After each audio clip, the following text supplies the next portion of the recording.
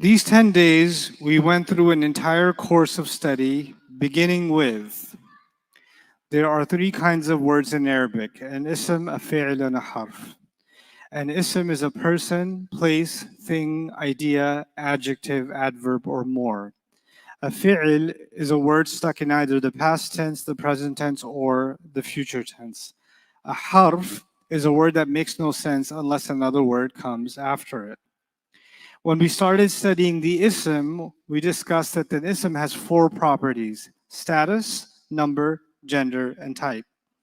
When we studied status, the first of them, the first lesson under it was the forms of status: rafa or nasb or jar.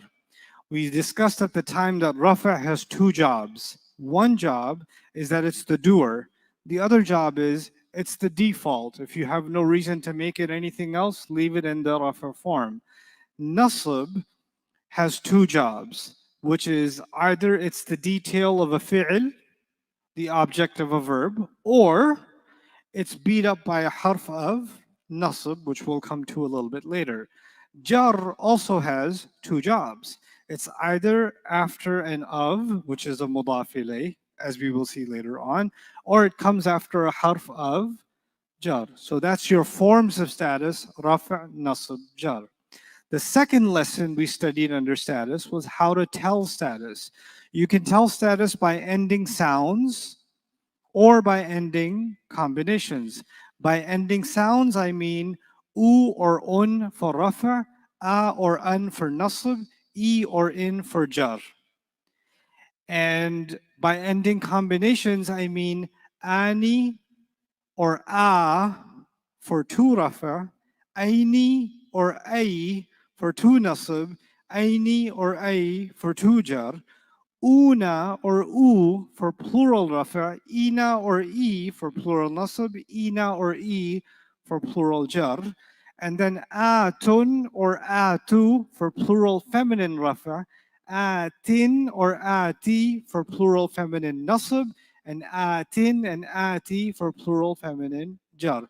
This is what I meant by ending sounds and ending combinations. The third note I put there was pronouns are rebels. What that means is the independent ones are rafa, and only the attached ones can be considered nasab or jar. But more on that a little bit later.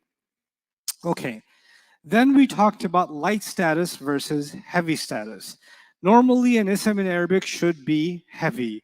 All the words you memorized on page 6: Muslimun, Musliman, Muslimin, Muslimani, Muslimaini, Muslimaini, Muslimuna, Muslimina, Muslimina, Muslimatun, Muslimatan, Muslimatin, Muslimatani, Muslimataini, Muslimataini, Muslimatun, Muslimatin, Muslimatin. All of those are heavy. The light version of them would be Muslimu, Muslima, Muslimi, Muslima, Muslimai, Muslimai, Muslimu, Muslimi, Muslimi, Muslimatu, Muslimata, Muslimati, Muslimata, Muslimatai, Muslimatai, Muslimatu, Muslimati, Muslimati.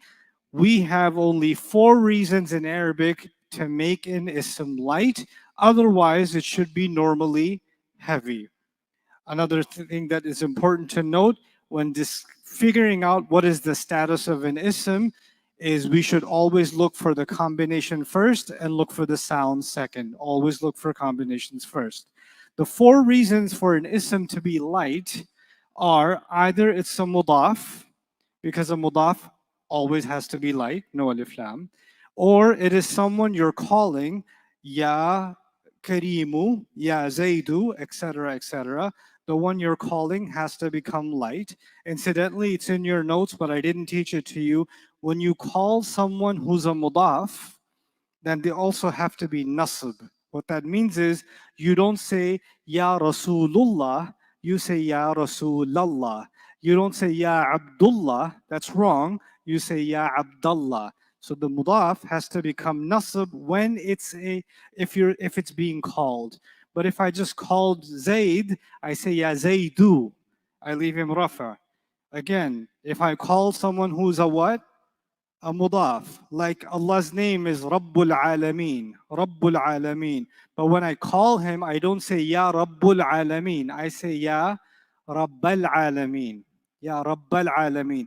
Or Allah, one of Allah's names is a mudaf mudaf ilayh, Arham Rahimin, or Ahkam al Hakimin. When I call him, I say, Ya Ahkam al Hakimin. Ya Ahkama al Hakimin. Ya Arhama al Rahimin. But if I just call him directly with just one of his names, like Rahim, I say, Ya Rahimu.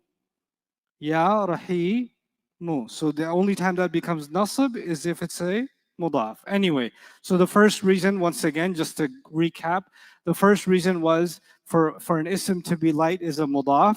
The second is if you're calling them. The third is absolutely no. So la ilaha is light. La rayba fihi is light. La ikraha fid din is light. This is called la an-nafiya lil jins, absolute categorical no in Arabic. And then the final reason why an ism should be light is that it's partly flexible. The technical term in Arabic is al-mamnu' min as-sarf. Urdu books of grammar call it ghayru munsarif. That doesn't matter. We call it partly flexible. I told you there are two things wrong with a partly flexible. One, it always has to be light. And two, it cannot take the E sound, U, A, A. Ibrahimu, Ibrahima, and Ibrahima. There are 7 different kinds of partly flexibles, but in this course, I only made you responsible for 2 of them, which are places and non-Arabs. A place could be Arab and still be partly flexible, like Makkatu, Makkata, Makkata, or Yathribu, Yathriba, Yathriba. And the only exception to this, if it's a foreign name, like Ibrahim is a foreign name, Yusuf is a foreign name, it's not Arab name, but if a foreign name becomes fully flexible, the only way it can do that if it's made up of 3 letters, like Nuhun, Nuhun, Nuhan, Nuhin, or Lutun, Lutan, Lutin, or Adnun, a location, Adnun, Adnan, and Adnin. So that can happen. An exception to this exception, which I didn't teach in this class, is actually the word for Egypt. Misru, Misra, Misra.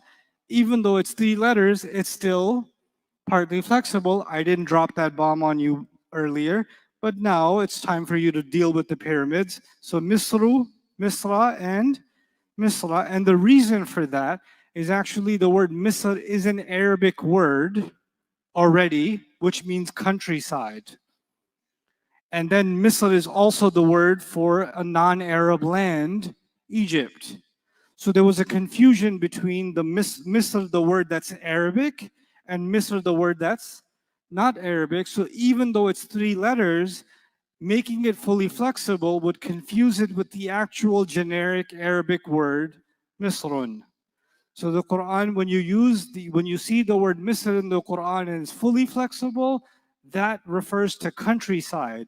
And when you see the word Misr in the Quran and it's partly flexible, that refers to the land of Egypt. So ihbitu misran fa inna lakum ma sa'altum in Surah Al-Baqarah is just any countryside. But alaysa li mulku Misra, light, partly flexible. Misra, that's referring to what? Egypt. Okay, so that's the difference between them. Once again, now I'm going to go briefly. We said the forms of status, rafa' nasab jar. We so far said sounds and combinations for how to tell status, and pronouns are rebels. Then the third was light status versus heavy status, and the 4 reasons a word should be light. And then finally, we talked about the flexibility of status, fully flexible, partly flexible, and non-flexible. The vast majority of words in the Arabic language are fully flexible. That's what you learned on page 6, ending sounds and ending combinations. That's the whole system. Non-flexible words are a handful of words in Arabic that don't change whether they're rafa or nasab or jar.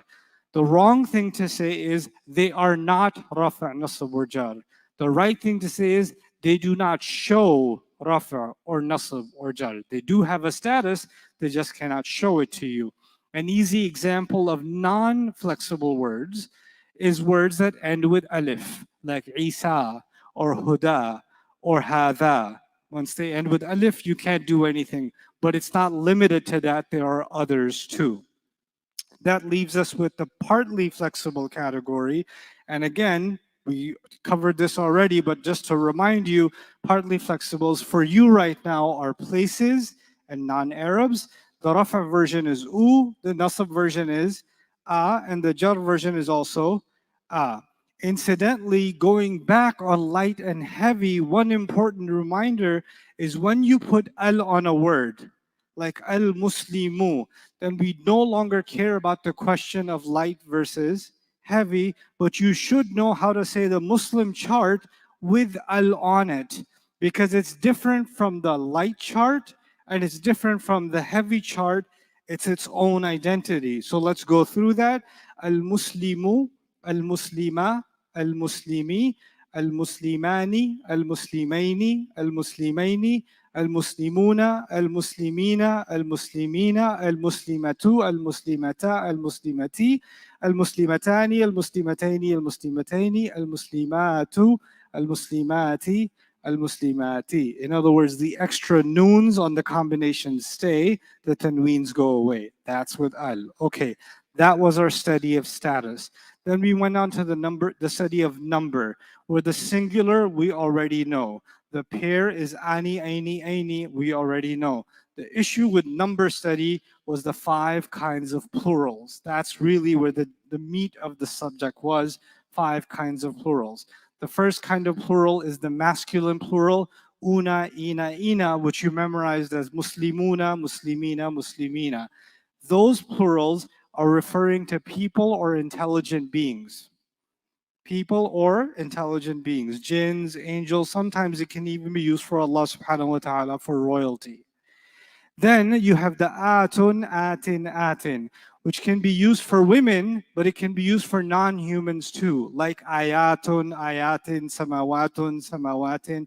It can be used for Muslim women too. Muslimatun, muslimatin, kafiratun, kafiratin, munafiqatun, munafiqatin, etc. Right? Those are the feminine plurals. Then there are plurals because the Arabs said so. I gave you 3 words that are plural just because the Arabs said they're plural. Qawmun, nasun, and qarnun. Technically, they're called ismu jama'. The words that are plural by definition.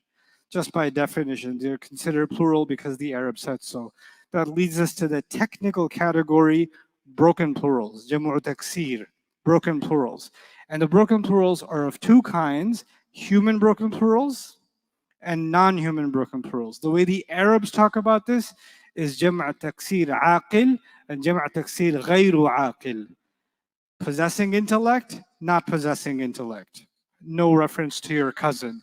Anyway, so non-human broken plurals, the Arabs pretend that they're going to consider it a she. What that means is they might use a fi'l with it that's feminine singular.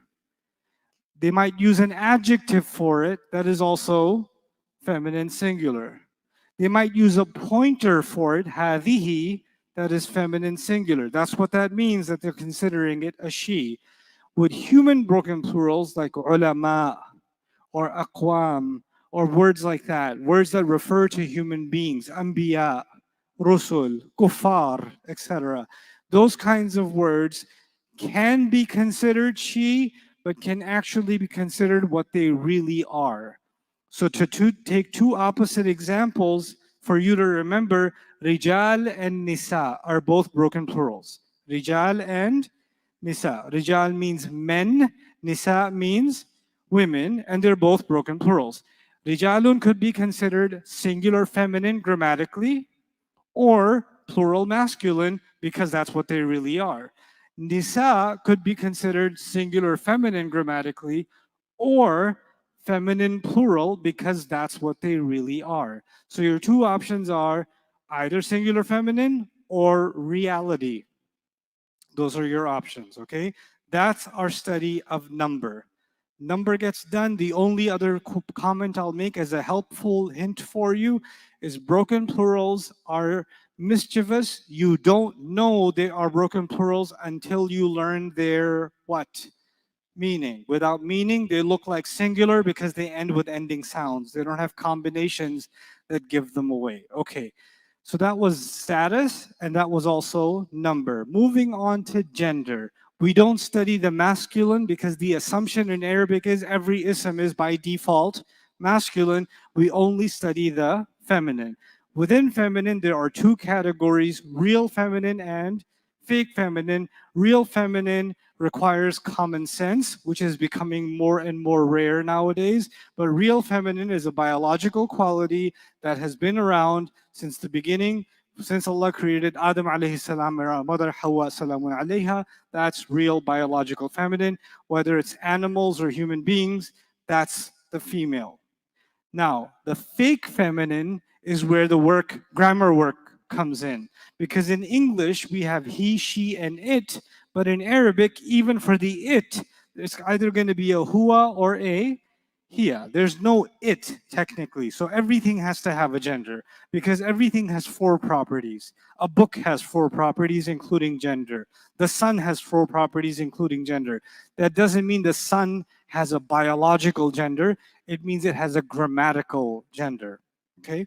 Now, what are the things that make a word feminine? If you find these things, then a word may be feminine. If you don't find them, then it's automatically assumed masculine. The first category is certain letters at the end, the ta marbuta, what I've jokingly called the hijab, the ha with the two dots on top.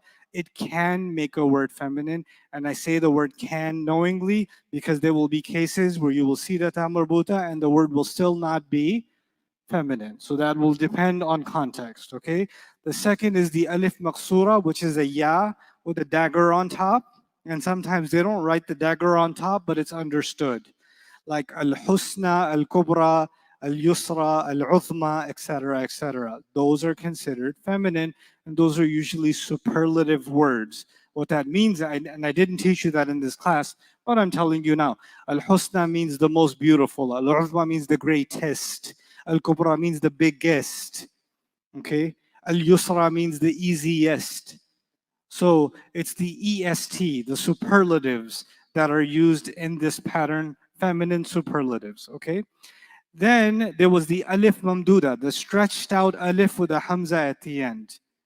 And this is also considered technically it's also considered partly flexible, but that's for a later study.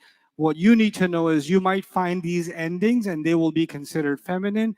Typically, this is for colors or for sicknesses.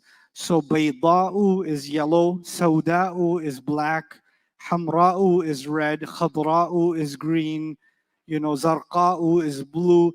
All them the stretched alif with a hamza at the end, that's the feminine version of those colors. Okay? And similarly, bodily defects like bakma'u and auja'u, arja'u, etc., like a mute person, or samma'u, a woman who can't speak, or a woman who can't hear, or amya'u, a woman who's blind, etc. Those words are considered feminine because of the stretched alif at the end. Okay, so that's one category, three letters. Ta marbuta, alif maqsura, alif mamduda. That's one way you can tell a fake feminine. The second way you can tell a fake feminine is feminine because the Arab said so on page 13 in your notes. Harb, nafs, dalu, shams, ard, bi'r, those random khamr, like there's a bunch of words in Arabic that just are and all the words for Jahannam are feminine. But you should feel better. Jannah is also feminine from Tamar Buta, so it's okay. It's balanced. Um, so those words are feminine, and body parts and pairs are also considered feminine. So the hand in Arabic is feminine. That's why it's tabbat yada abi lahab. It's the bet, the at is nasarat, right? It's feminine. So it's used for the hands of Abu Lahab, right? So anyway, so that's the second reason why words can be fake. So the first reason is the endings. The second reason is feminine because the Arab said so. The third reason is going to be broken plurals. We already covered that. Human and non-human, and they may be considered a she, which is a kind of a fake feminine, right? So that's basically it. These are words that are considered feminine for these reasons. for these fake reasons. Other than that, you're good. If you don't find these evidences, automatically, what are you going to assume? That the word is what? Now, the ism is masculine. I shouldn't say word. I should say ism. The ism is masculine. Fine. The gender study is done. Now we come to final study, type. So status, number, gender, and type. Type is either the word is common or proper. The default condition is all words are assumed to be common, and you have to have one of 7 evidences to prove that a word is proper. And those are words with al on them, like al muslimu, the Muslim specifies it. A pronoun is specification, huwa, he, she, you, I, they, we, etc. All pronouns, whether they are rafa, nasab, or jar, are proper. Pointers are all proper. Hada, hadani, haulai. Since we're on this, we should go through this. The pronouns are huwa, huma, hum, hiya, huma, hunna, anta, antuma, antum, anti, antuma, antunna, ana, nahnu. The attached version of huwa is who or he, huma, huma, hum, hum, hiya, ha, huma, huma, or hima, hunna, hunna, or hinna, anta, ka, antuma, kuma, antum, kum, antiki, antuma, kuma, antunna, kunna, ana, ni, or e, and nahnu, na. Huwa means he, homa is both of them, hum is they, he is she, homa is both of them, hunna is them ladies. Anta is you, antuma both of you, antum all of you, anti the feminine you, antuma both of you ladies, antunna you all women. Ana is I, and nahnu is we. The independent ones are all rafa status. The attached ones can only be nasab or jar. If they're attached to a harf of nasab, they're nasab. If they're attached to a fi'il, they're also nasab. If they're attached to a harf of jar, they're jar. And if they're attached to an ism, they're also jar. 4 situations: 2 nasab situations, 2 jar situations. That's your pronoun story. Then you get to pointers, which are also proper. Pointers are هذا, هذان, هؤلاء, هذه, هاتان, هؤلاء, ذلك, ذانك, أولئك, تلك, تانك, أولئك. They are on page 30 in your notes, as opposed to page 18, which was for the pronouns. By the way, the pages you must memorize for this class to excel in this material are pages 6, 18, 27, 28, 30, 33, 39, 45, and 47. You need to know those pages. And those are, we've already done 6. 18 is the pronouns, 27 is the harf of jar, 28 is the harf of nasb, and then 30 is the pointers, 33 is the past tense, 39 is the present tense, 45 is the light harf, 47 is the lightest harf. That's the stuff you're supposed to, it's just 9. It's just 9. That means 9 days. That's all that means. So stop crying about it, okay? So many pages. No, it's not. It's very little stuff, okay? So anyway, so pointers are always proper. And then alladhi, alladhani, alladhina, allati, allatani, allati, allai, allawati, which you don't know yet, but that's okay. They're called the ism mawsul. They are also considered always proper. When you call someone, it's always proper using the word ya, right? What am I missing? Proper names. We already covered that. And if a mudaf ilayh is proper, then the mudaf becomes proper automatically. These are the words that are proper. Anything other than this will automatically be assumed to be common. General big words in Arabic, the easy way to tell if they're common or proper: 1, you don't see alif lam; 2, they're not a mudaf. When you see those 2 things, chances are this word's common. Okay, that's an easy giveaway, generally speaking. Those are the 4 properties of the ism, which led us to do 5 fragments. The 5 fragments are mudaf, mudaf ilayh. Both isms, the mudaf is light, no alif lam, followed by the mudaf ilayh, that is jar. They have to be next to each other, and an of meaning is created between the 2 of them. And they are the first fragment where you cannot separate them from each other. There are 3 kinds of mudaf, mudaf ilayh. Regular mudaf, mudaf ilayh, like Rasulullah, Kitabullah, Masjidul Muslimin, etc., etc. Those are mudaf, mudaf ilayh, easy ones. The second kind of mudaf, mudaf ilayh are mudaf is an ism and the mudaf ilayh is a pronoun. Kitabuka, kitabuhu, kitabi, etc. That's also mudaf mudaf ilayh.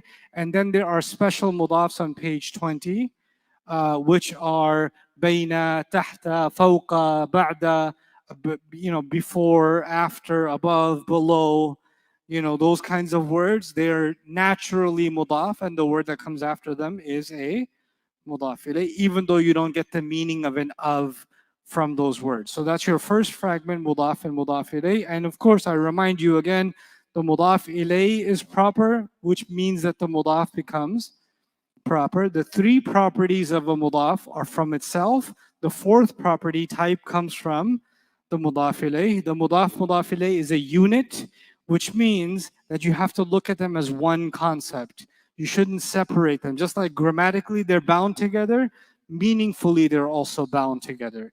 The second fragment was the harf of jar. You can try to do this with me. Ba, ta, kaf, lam, waw, min, fi, an, ala, hatta, ila. Immediately following them, there has to be an ism, and that ism has to be in jar status. The harf of jar gets called the jar. The ism that it beats up into jar status is called the majroor. The third fragment is the harf of nasab and its ism, inna, anna, ka'anna, bi anna, layta, lakinna, la'alla. And these words want their ism to be nasab status, but they don't need it to be right after. It could be a little bit further down. That's three fragments now. Mudaf mudaf ilayh, harf jar, harf nasab. Then there is mawsuf sifa, nouns and adjectives. You can have one mawsuf, you can have multiple sifas. Mawsuf has four properties: status, number, gender, type. Every sifa has to have the same exact four properties. If your mawsuf is a broken plural, chances are your adjective, your sifa, can be singular and feminine because it's trying to match. If your mawsuf is a plural because the Arab said so, like qawm, you might find that the adjective is plural by una or ina, because it's trying to match with a word that's plural because the Arab said so.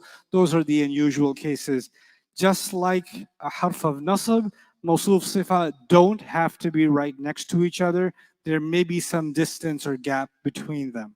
Okay, so that's our fourth fragment. Finally, our last fragment is the ismul ishara and the musharun ilay. When we studied that, we talked about looking for the invisible is. هذا هذان هؤلاء هذه هاتان هؤلاء ذلك ذانك أولئك تلك تانك أولئك. The first ones, the first six that start with ha, هذا هذان هؤلاء هذه هاتان هؤلاء. These words are feminine, these words are close. This, both of these and these, those are those words. And ذلك ذانك أولئك تلك تانك أولئك. All the ones that end with ka, those are the words that are far away. That, those two, etc. Okay? These words, if you have an al right after them, it creates a fragment. Okay? So هذا القرآن means this Quran. But if you don't have an al right after them, like هذا كتاب الله, then it becomes a sentence. This is the book of Allah. So the moment there's no al right after them, an is created between the pointer and the words that follow, creating an entire sentence. But if you want to get a fragment, you have to put them next to each other. Just like the mawsuf and the sifa, they have the same four properties. Hada has four properties. It's musharun ilay, meaning the word that has al on it has the exact same four properties. Okay, and that's part of the conditions of ismul ishara and musharun ilay. Finally, a small technicality I mentioned: if you want to make a fragment using a mudaf, meaning you want to point at a mudaf, what that means is I want to say this book of Allah, this book of Allah, then you have to put the pointer at the end, Kitabullahi hadha. You can't say hadha kitabullah because that would become a sentence. Kitabullahi hadha would mean this book of Allah. That's the pointer and the fragment. Those were our 5 fragments. Then we moved on to shortcuts for sentences. If you have a pronoun that's independent, like huwa, huma, hum, hiya, huma, hunna, etc., immediately follow it by is. If you have a harf of nasab, followed by its ism, chances are there's an is after it. Inna Allah means certainly Allah is. There's assume there's an is there, okay? Then proper followed by common. If a word is proper and you see a common after it, like Allahu Akbar, right? That would mean there's an is in between them. And then I also gave you a break in the chain. A break in the chain means you learn 5 fragments. Each fragment is mudaf, chain to mudaf ilayh, jar, chain to majroor, harf nasb, chain to ism, mawsuf, chain to sifa, ismul ishara, chain to musharun ilayh. The moment you see words are not chained together and in a series of isms, you can put an is there. That's a break in the sentence. This is a more complicated subject than that. This is your baby rules. Later on, I'll teach you something called sentence structure, where you will learn this more formally as a science, and you'll be able to identify different parts of a sentence. Okay, so that was our study of the ism. Life moved on, and we started studying the past tense. We memorized huwa nasara, huma nasara, hum nasaru, hiya nasarat, huma nasarata, hunna nasarna, anta nasarta, antuma nasartuma, antum nasartum, anti nasarti, antuma nasartuma, antunna nasartunna. أنا نصرت نحن نصرنا. Here we're paying attention to the endings. Any word you see, you can convert this way. So if I see kharaja, you can make it huwa kharaja, huma kharaja, hum kharaju, hiya kharajat, etc., etc.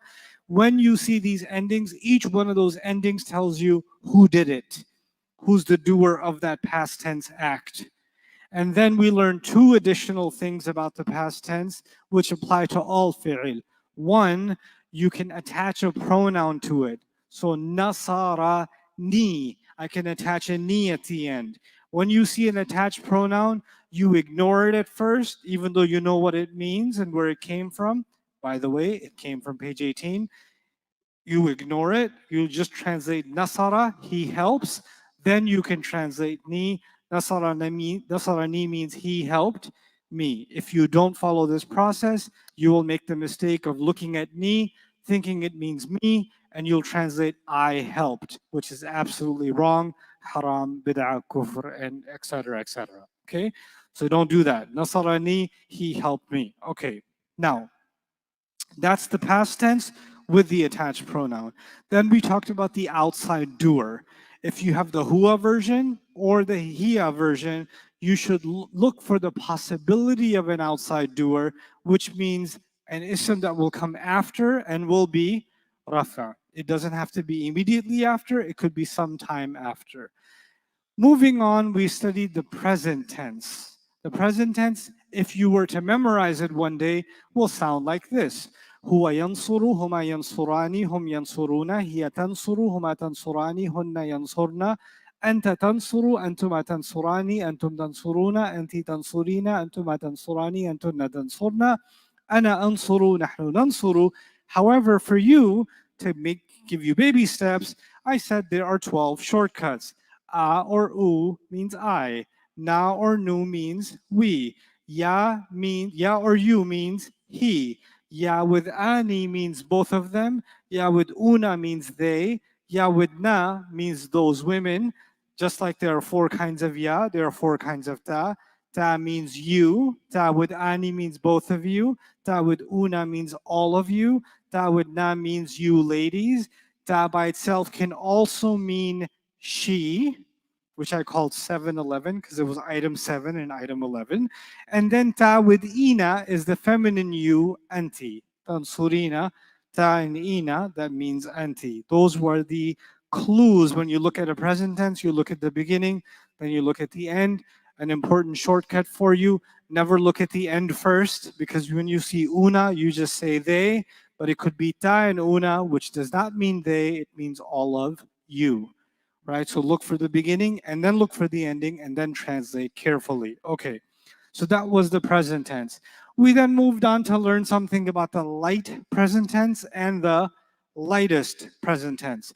The light harf are an, lan, likay, idhan, hatta. An means to or that. Lan means will not. Likay means so that. Idhan means in that case. And hatta means until. In, then the lightest harf are in, lam, lamma, and li. In means if, lam means did not, lamma means not yet, and li means should. Above in the light harf, likay can be said in three ways. You can say likay, you can say li, and you can also say kay. Below, li, which means should, when it comes with a wa or a fa, it sounds like wal and fal. Wal and fal, which still means should.